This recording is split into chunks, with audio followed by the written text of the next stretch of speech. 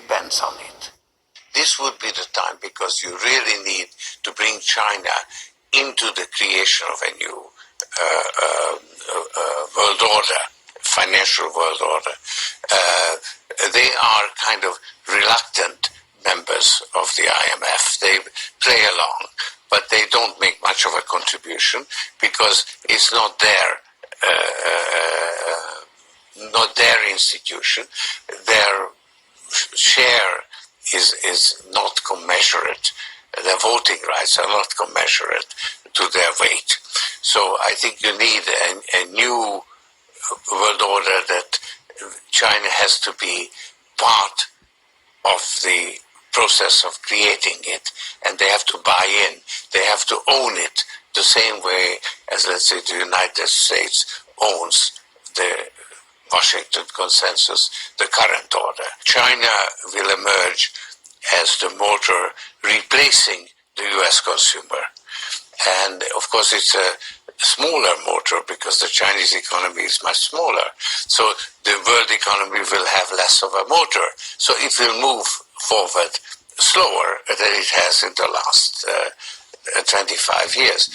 But China will be the engine driving it forward, and the US will be actually a drag that's being pulled along through a gradual decline in the value of the dollar.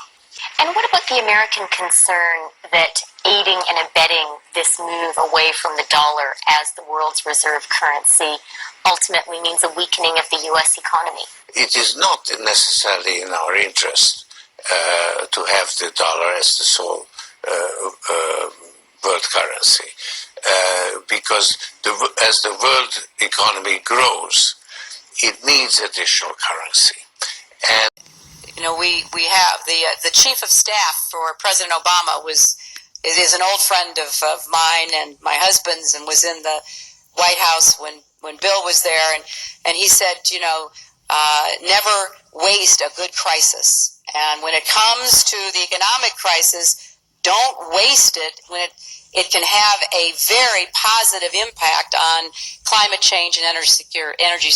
For 2 years as a senior research manager. Any crisis opens up the space so if you look at my sort of longish reply to the question of why, what's the state of economics, 1870s, the 1873 to 1893 is a big crisis. It was called the Great Depression before the Great Depression. It's also, the 30s, the Great Depression is the other sort of, and the 1960s itself, 67 it's a period of crisis that eventually leads to the, inflation in the 70s and whatnot, but it's a crisis of the international system that, sort of held during the golden age of capitalism. So periods of crisis are good because they sometimes lead to, the opening up of possibilities for alternative discourses. Hey, CMA family. Just wanted to check in with y'all. Just have a word to pass along. I hope y'all blessed by it. Hey, I see, got new subscribers, people viewing the videos. Hey, I appreciate you guys, all the kind words. Like I said, I just want to be a voice to point you toward the Messiah. And if you read Psalm 23, you'll see, the shepherd. He leads you beside the still waters. He guides you to green pastures.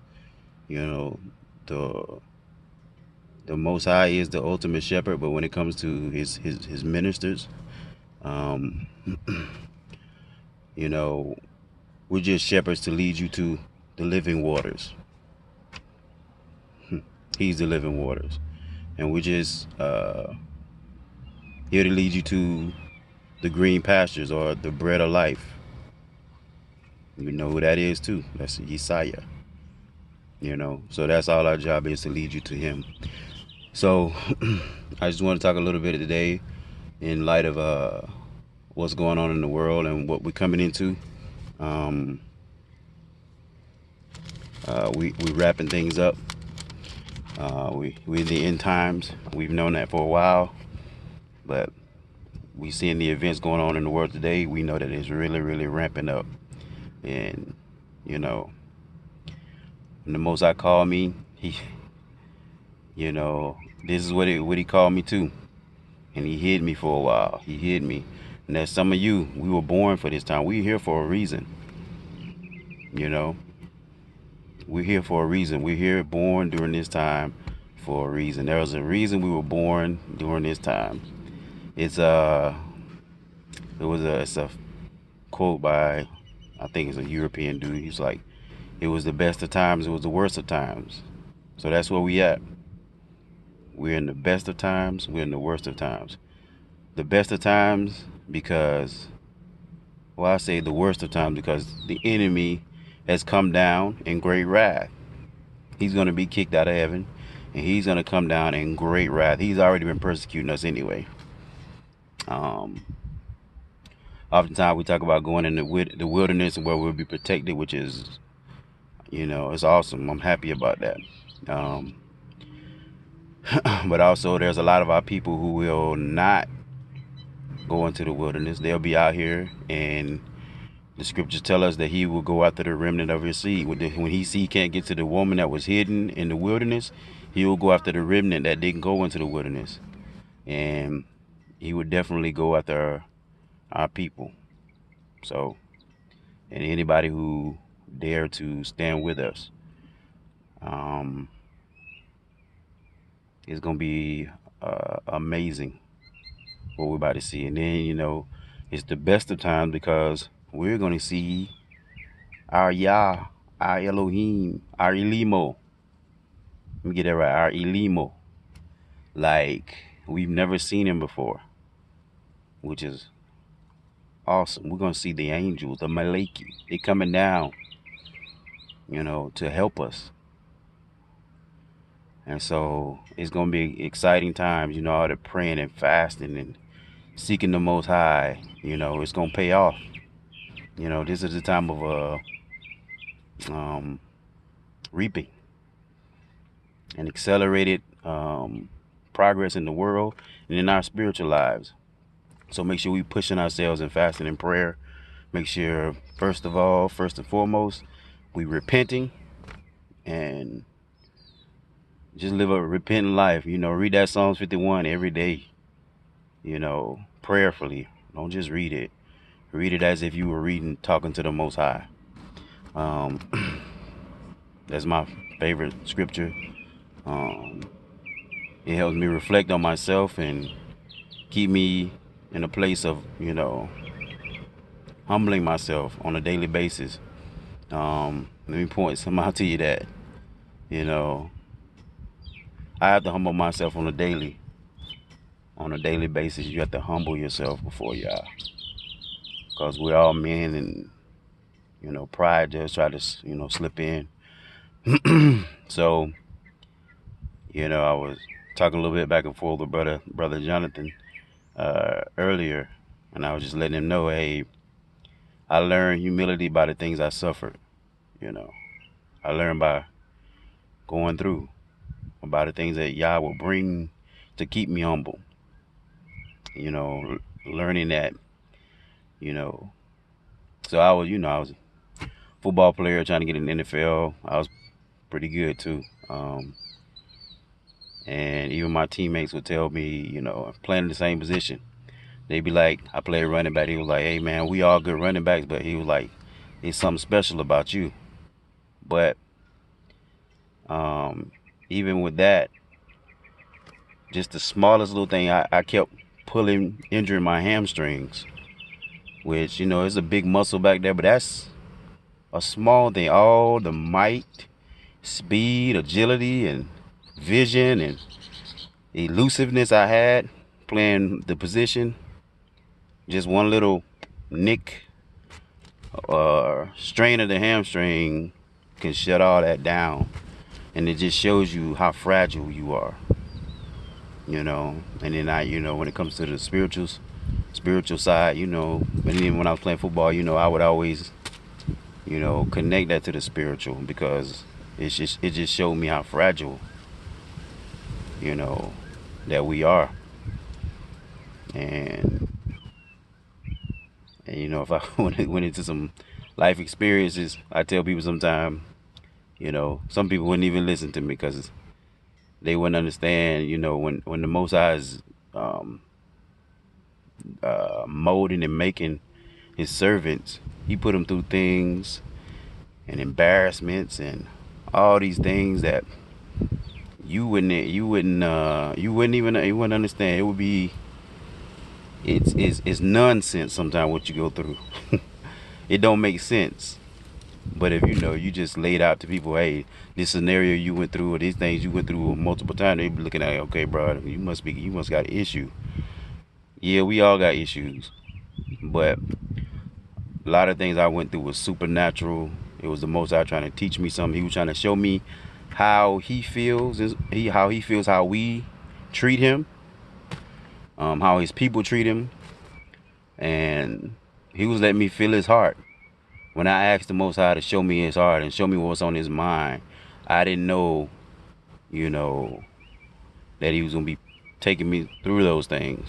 Because a lot of times, you know, that experience you go through is the best teacher. Some people say, you know, just getting it through teaching is the best teaching, which if you can receive that, but sometimes people don't get it until they experience it. You think about our captivities.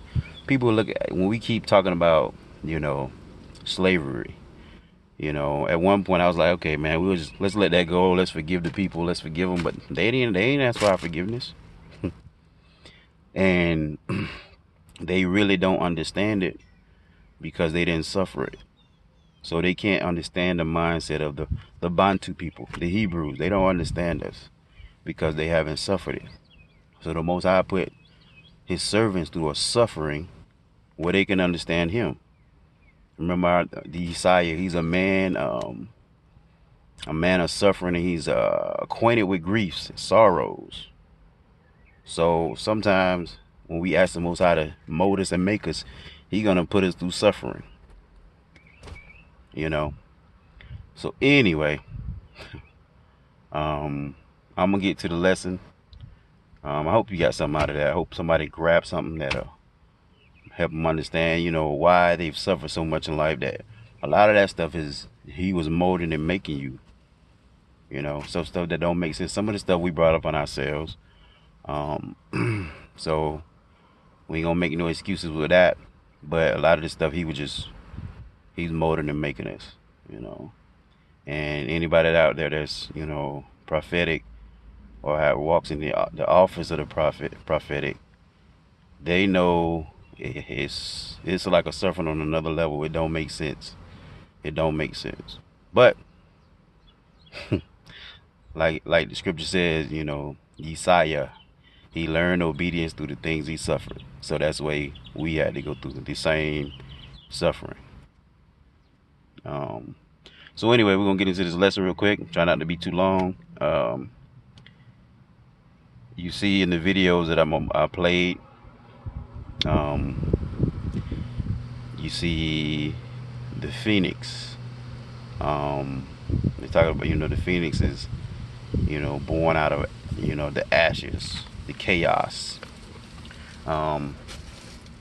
You see, you know, people like Hillary Clinton talking about never let a good tragedy go to waste, because these elites, these ones in the secret societies, the ones who run the world, you know, they've been able to carry out these plans for generations and generations and generations, and they pass it on to the next generation, which is unbelievable when you think about it.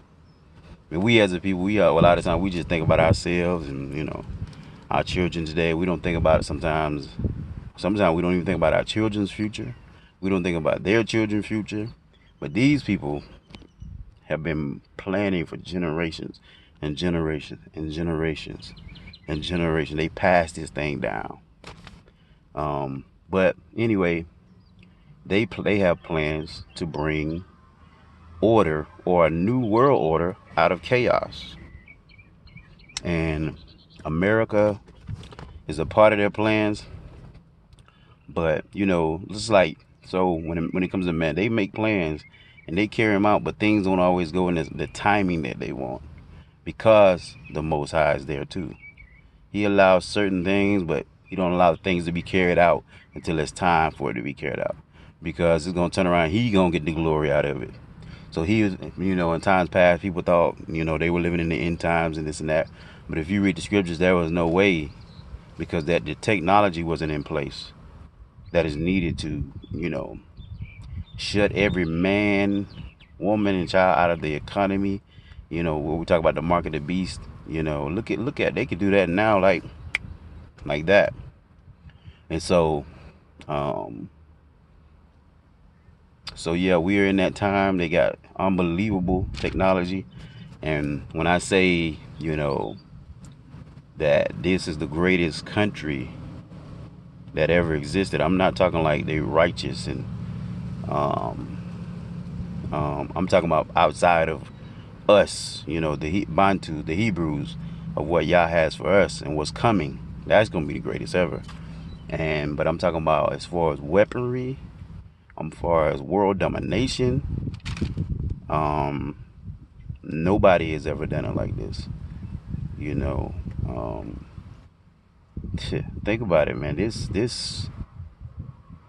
place and their weapons is unbelievable. We really don't know the magnitude of it, because we're over here and we haven't seen war on this land. But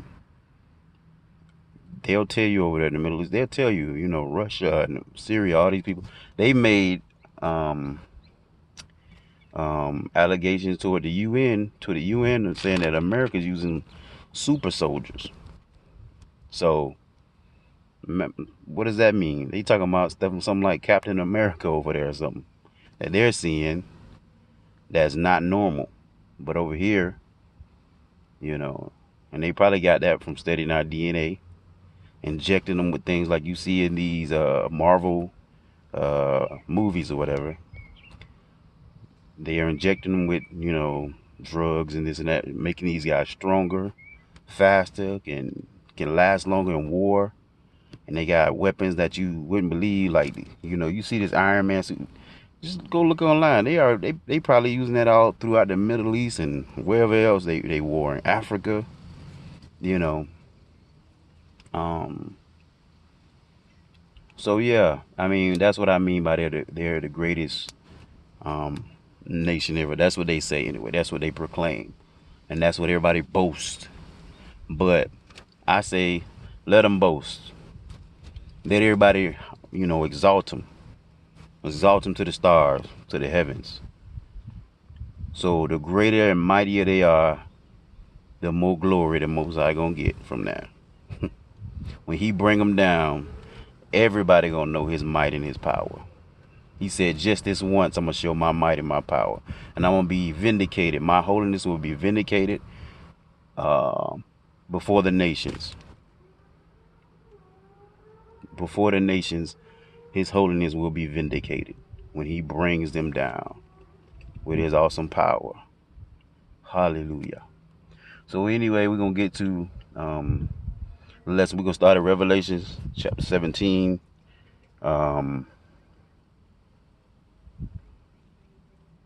Let's start at verse 1. We're gonna read a little bit, and I'm gonna show you that these guys have plans to destroy the great whore, and bring order out of the chaos.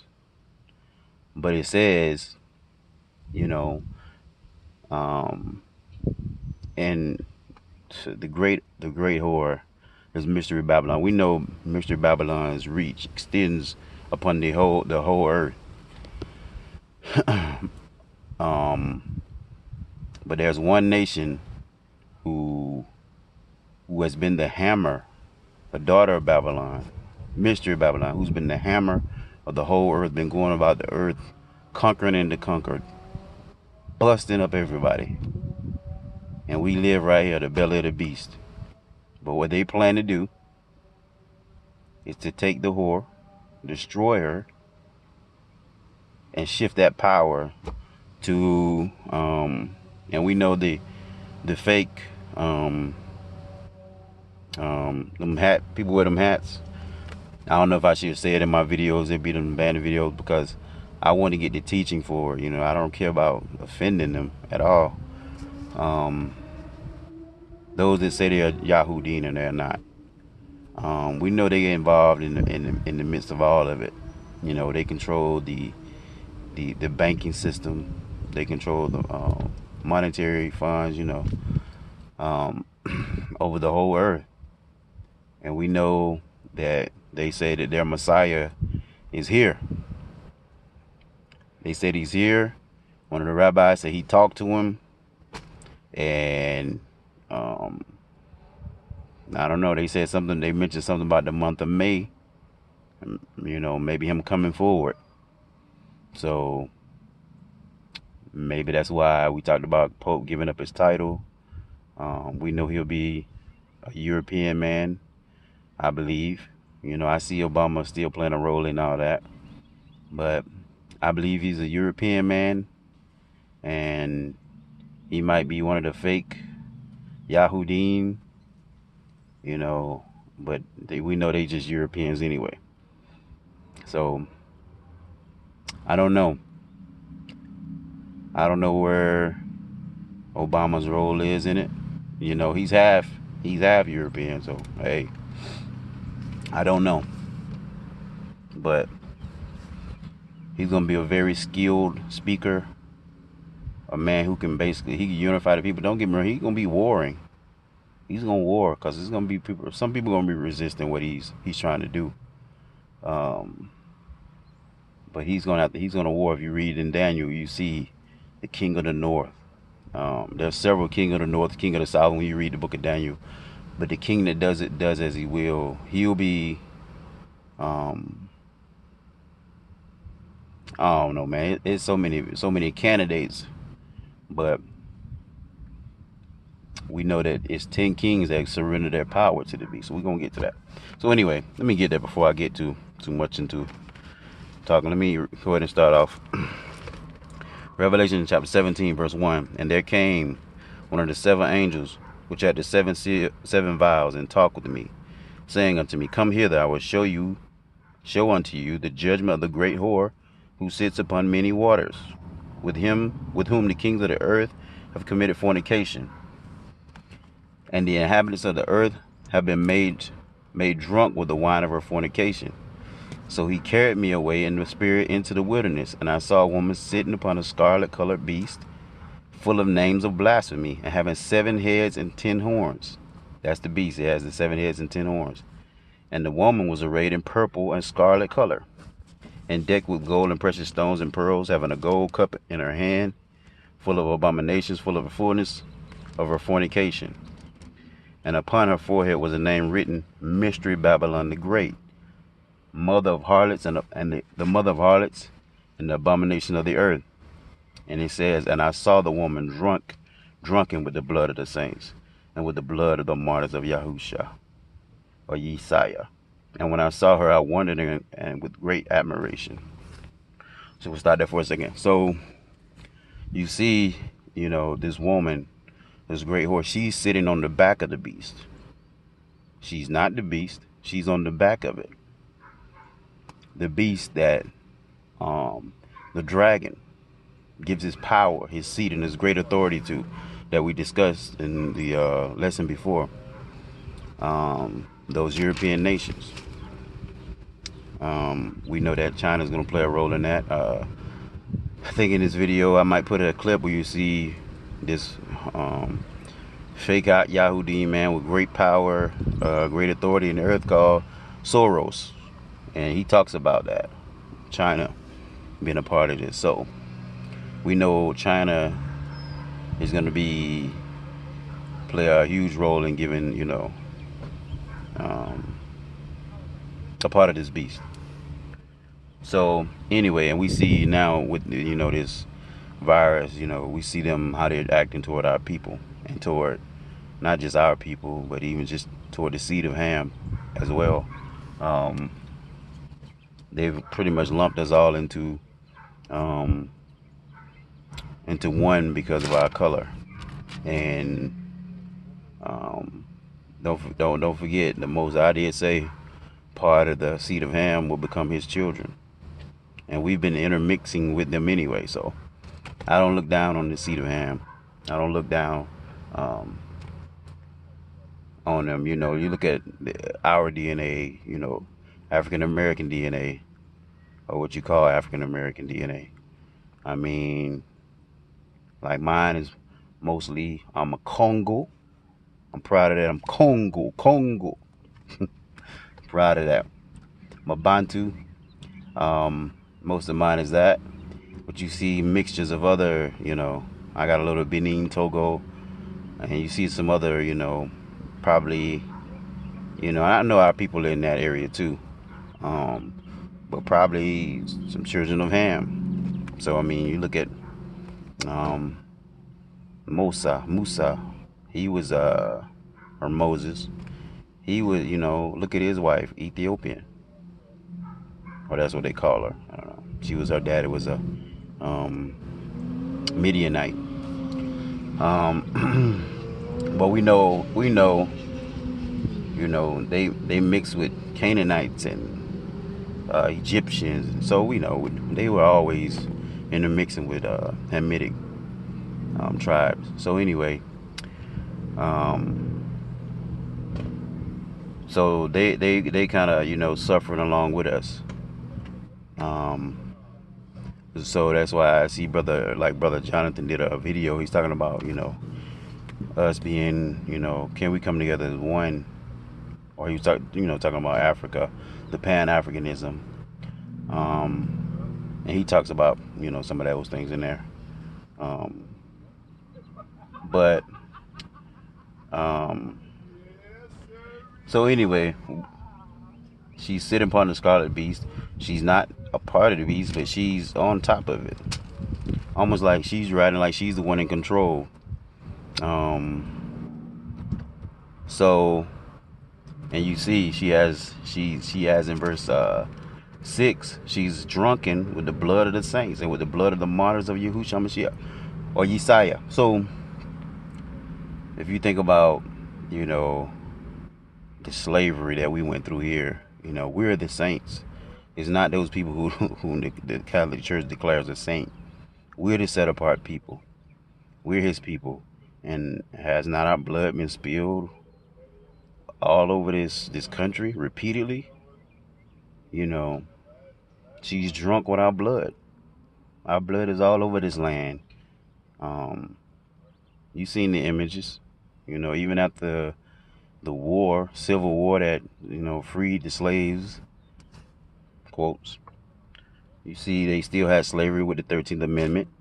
You see, you know, the Jim Crow laws, the vagrancy laws, and the police shootings. It goes on and on. She's drunk with the blood of the saints. um,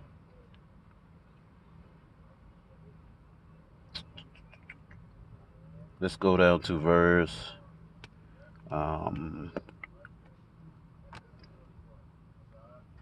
verse 12. Same chapter 17, verse 12. And it says, and the 10 horns which you saw are 10 kings, which have received no kingdom as yet. See, their kingdom isn't here yet. But receive power as kings 1 hour with the beast. 1 hour with the beast. That scarlet beast. And it says, these have one mind, and shall give their power and strength unto the beast. So these 10 kings are going to surrender their power and strength to the man of sin, the Antichrist. He's going to run. That whole beast it's going to be his. That whole kingdom is going to be his. And it said, these shall make war with the Lamb, and the Lamb shall overcome them, for he is Inkosi Yamakosi, as in the Zulu, like like I heard Shaka Zulu say. For he says, for he is Lord of Lords and King of Kings, for he is Lord of Lords and Inkosi Yamakosi. And they who are with him are called and chosen and faithful. And it says, verse 15, and said unto me, the waters which you see where the whore sits are peoples and multitudes and nations and tongues. And the 10 horns which you saw upon the beast, these shall hate the whore. They gonna hate her. She's there riding her back, Who's the dominant power in the world right now? And don't forget Rome's influence and all that either. Don't forget Rome's influence. They gonna hate the whore and make her desolate and naked, and shall eat her flesh and burn her with fire. For Elimo, that zombie, has put in their hearts to fulfill his will, and to agree and to give their kingdom unto the beast, unto the words of Yahusha or Elimo shall be fulfilled. And it says, and the woman which you saw is that great city which reigns over the kings of the earth. So let's focus back in on verse 16. It says, and the ten horns which you saw upon the beast, these shall hate the whore, and shall make her desolate and naked, and shall eat her flesh and burn her with fire. For God, for Elimo, has put it in their hearts to fulfill his will, and to agree and give their kingdom unto the beast, until the words of Yahusha or Elimo shall be fulfilled. So these countries have plans to destroy the whore, and out of the whore shall rise the phoenix, the new world order, what we see going on today. They're getting ready to destroy her. They're getting ready to abandon this country. And you'll see in the video with George Soros, he talks about shifting the power from this country to China. And he said something like they were reluctant to do it because they're not the chief holders in the stake, because he's a fake Yahudi and they are the chief holders in it. Man, it's so much involved in that, so many intricacies and details and like people that you can't generalize exactly who they are, but we know that the fake Yahudim are in it. But out of the midst of it, of this this war that's gonna go down, which I believe they plan to burn the whore. I believe it's gonna be the event, because this country is probably not gonna go down without a fight. I don't know exactly how that's gonna play out, but you see, out of the chaos, they're gonna bring forth their kingdom and give it to the beast. The phoenix will rise. And you see on the back of your dollar bill, they've been planning this for a long time. And so, if you let me tell you about the book of Revelation. So when you read the book of Revelations, and I'm again trying not to make this video too long, but if you read the book of Revelation, you will see, if you pay attention to it, it's not written in chronological order straight through. You will see that. So you have to kind of pay attention to the events, and discern or study and see where exactly they happen and they're located. So you see, this is chapter 17, chapter 18. Chapter 17 was talking about the woman, the beast, and chapter 18, the angel saying Babylon is falling. But if we go back to let's go back. So you see 17, you see 18, he's saying Babylon is falling. If we go to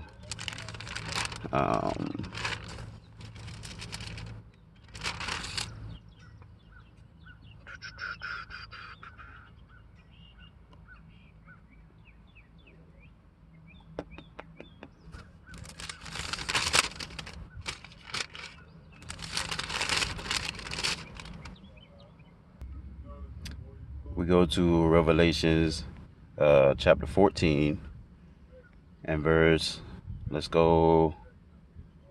8. And it says, and there followed another angel, saying, Babylon is fallen, that great city, because she made all nations drink of the wine of wrath of her fornication. So we see that in chapter 14. Then it goes and says, it talks about it again in 17 and 18. So it's not just written straight in the chronological order. So what we're going to do, we're going to go back to show what happens, how these people try to bring chaos, or like Hillary Clinton said, never let a good crisis go to waste, because they believe they can birth things out of those. You know, they can take advantage of the people. So if we go to Revelation,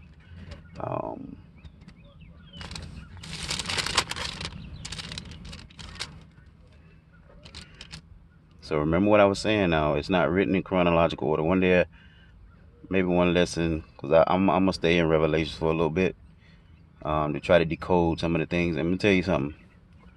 I don't know everything 100%. I try to, I be led of the Spirit, to teach me these things. But when He brings correction, I don't mind coming back and saying, hey, this is a correction. This is what the Most High is showing me.